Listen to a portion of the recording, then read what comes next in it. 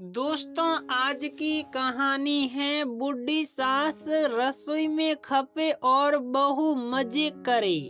दोस्तों, कहानी शुरू करने से पहले आप हमारे इस नए चैनल को सब्सक्राइब जरूर करें।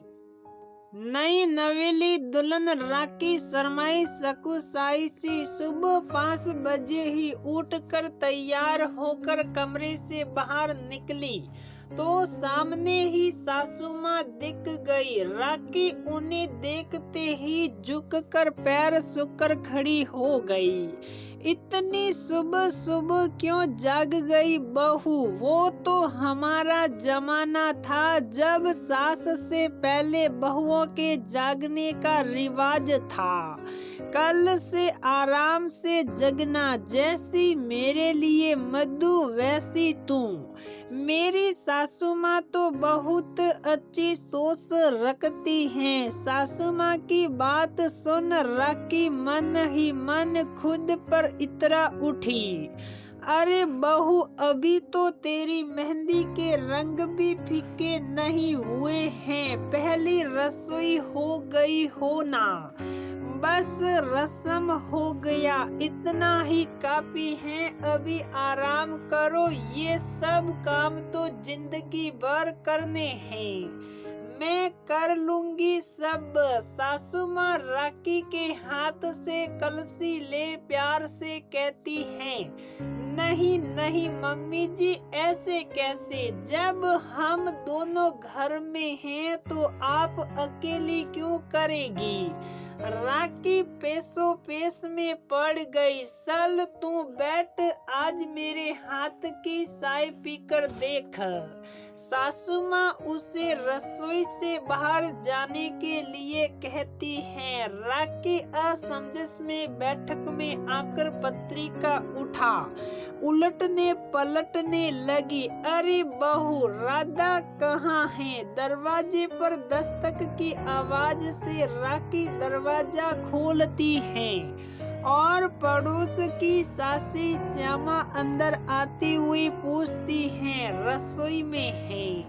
धीमे से राखी जवाब देती है, अच्छा बोल पड़ोसी सासी। राखी को घूरती रसोई में चली गई। नहीं नहीं बैठूंगी नहीं, तेरी हालत पर तो तरस आ रहा है, अपनी बहू को ही चाय नाश्ता करा।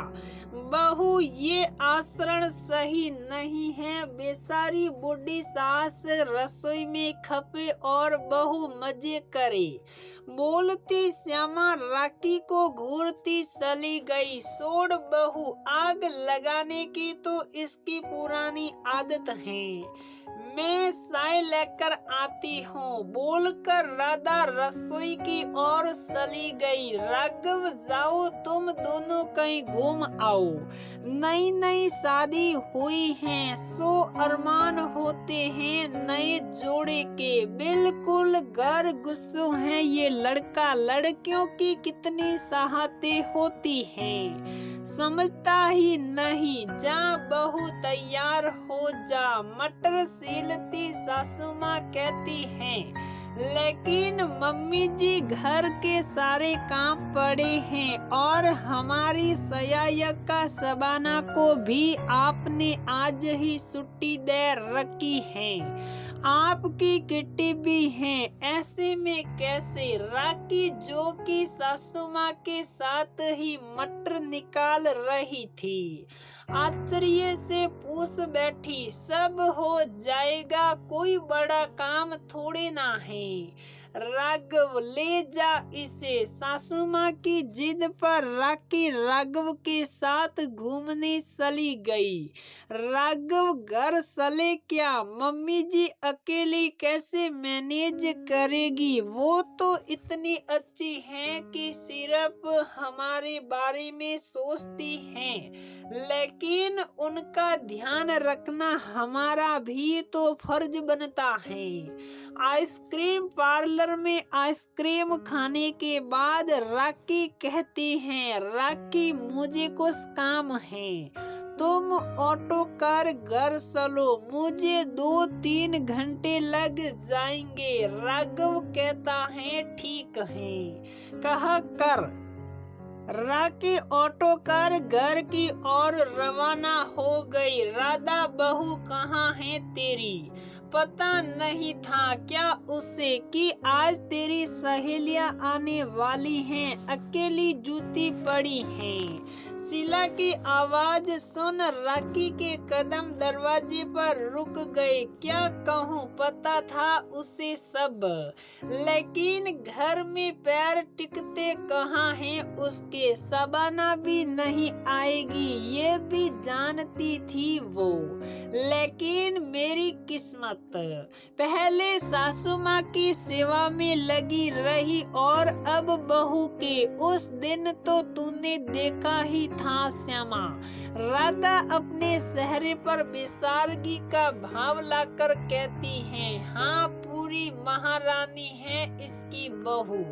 उस दिन मैं आई तो राधा चाय बना रही थी और महारानी मैगजीन पढ़ रही थी।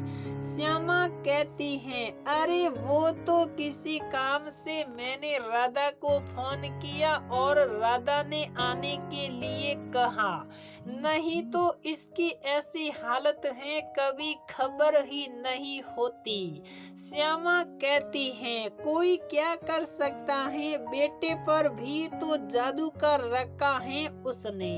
राघव भी जानता था आज तुम लोग आओगी और पत्नी के कहने पर एक बार भी उसे एहसास नहीं हुआ कि उसकी माँ अकेली कैसे काम करेगी।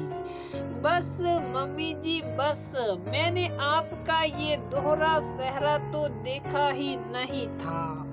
मैं तो इसी गुमान में थी कि मुझे दूसरी माँ मिल गई। मुझे क्या पता था कि आप अपनी बेसारगी भुनाने के लिए स्वीट बन रही हैं। कम से कम अपनी बेटे को तो बख्श देती जिसे आपके इन तिक्रमों का पता नहीं है। शुक्र है कि राघव को कहीं जाना था और मैं अकेली आई। आपका ये रूप देखकर और बिन किए का लांछन सुन क्या गुजरती उन पर। अब अपनी सहेलियों को मेरे कहे का अर्थ समझाइए।